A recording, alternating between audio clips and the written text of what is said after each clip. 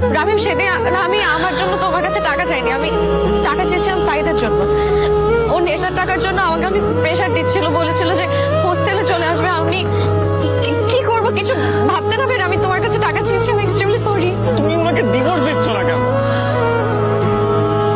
আমি চাইলেই ওকে ডিভোর্স দিতে পারবো না।